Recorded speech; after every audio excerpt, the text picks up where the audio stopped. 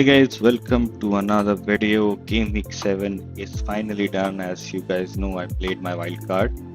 This was my team. This is a different team than what I shared last time in my video. So the changes are as follows. I brought in Timber in place of Van de Ven from Spurs, which was a good change. I brought in Gordon for Saka. And I also brought in Minte for one other midfielder, I guess. Um, in the initial draft, I had Voltemada in place of Thiago, but since I brought in Gordon and Minta, I drilled down or decreased the value to Thiago. So this is a G forward. I still have 3.2 million in the bank with Haaland, Gyökeres, Semenyo, Sarr, and Reinders. I wanted to sell Reinders as well in place of Foden. I thought Foden will score against Brentford, but he did not, which is a good thing. So did Reinders, but since Reinders is with everyone, it did not make any major difference. So you must be wondering how many points I scored. I scored a decent 80 points out of average of 60 points. So another good game week. Second chip plate. Second good game week. This shows that my team needed a game week desperately.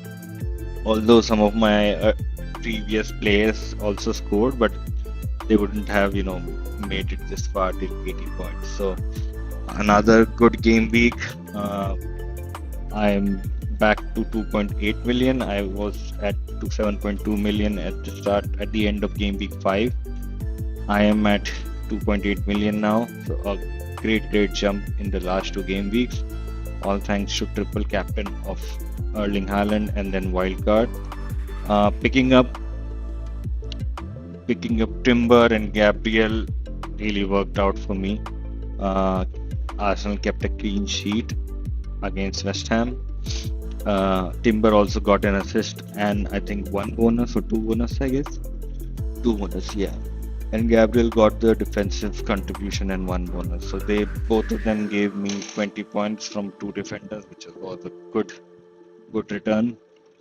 I had Saka earlier with Gyökeres. I probably wouldn't have sold Gyökeres for Saka, but I always thought Saka would take the penalties because he is the star boy for Arsenal and he would want to continue how he was going on. Gyökeres did not take the penalty. A lot of fantasy managers were disappointed because of it, and that's okay. But yeah, never mind. 2 points from Gyökeres, not many points from the bench as well, which is okay again. So all green arrows in my different leagues, different mini leagues as well.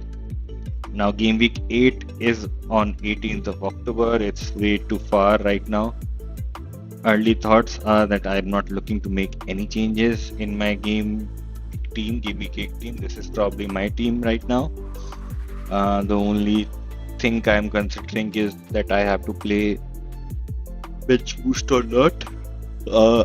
For bench boosting, I want to target as many fixtures as I can. But with my team, as you can see, Gordon and Pope is against Minte.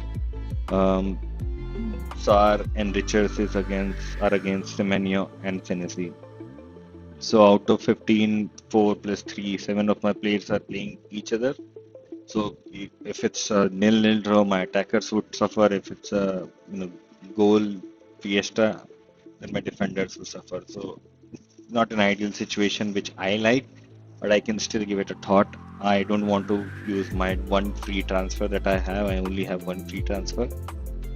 Because I used them before wildcard, I probably would have used my wildcard and I had some free transfers as well. But never mind. I made a lot of mistakes in first 5 game weeks. From game week 6 and 7, I'm doing good, I'm guessing. And let's hope that continues. From the top pointers in the game week 6, again Semenyo, no surprises. Lemons from Man United was good, but he's also 5 million. I don't know why they are giving 5 million prices for Manchester United goalkeepers. Aren't they watching their games anymore?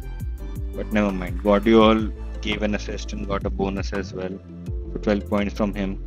Since he's back from his injury, right, from game week 4, City looks a little good in defense. The fixtures might not be a little, might not be easy. Aston Villa away. Aston Villa is struggling, but it's always a tricky game. Bournemouth is also a tricky game since Bournemouth is playing very good. They're, I think, on top 3 or top 4, I guess, in the Premier League table. Liverpool is always a tough fixtures, no matter what form they are in, and Newcastle away is always a tough fixture. After that, from game week 13, it's a good, smooth sailing. I'll have to triple up till then, but it's a long way to go. I've got 5 game weeks. I can save my transfers and think about it later on. But yeah, so game week 7, 80 points, highest was 135 with Semenyo captain and bench boost. So yeah, let me know how did your team do, and like and subscribe.